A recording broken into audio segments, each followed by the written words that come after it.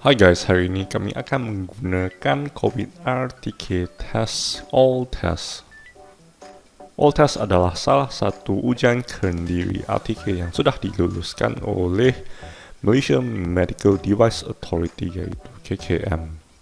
Seperti kebiasaan, sebelum membeli tes RTK Kendiri, pastikan anda menyemak tarikh luput untuk RTK test tersebut. AllTest adalah kit ujian berdasarkan pengumpulan air liur. Sebelum itu, mari kita lihat apa yang terkandung di dalam kotak AllTest.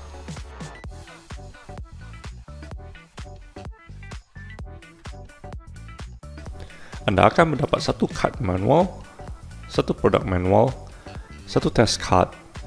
Selain dari itu, anda akan mendapat satu corong, satu test tube, satu reagent, dan satu bag plastik untuk membuang semua test kit tersebut selepas digunakan.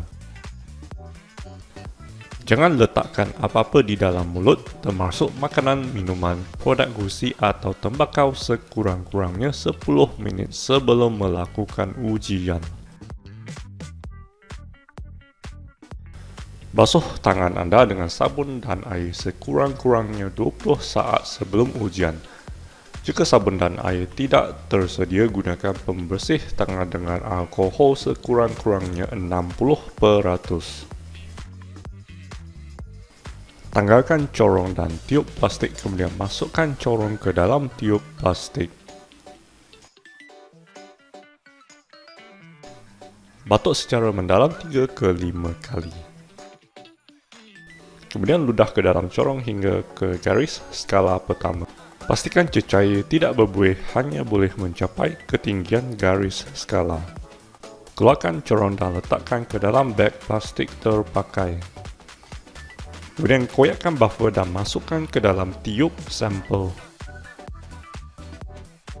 Tutup tiub tersebut dengan penutup yang dibekakan, kemudian picit tiub secara perlahan 10 ke 15 kali sehingga sebati.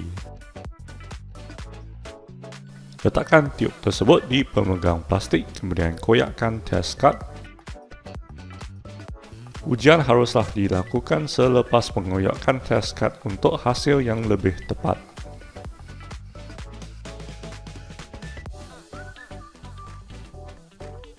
Keluarkan tiub uji dan titiskan hanya 2 titik cecair ke dalam ruangan sampel alat uji.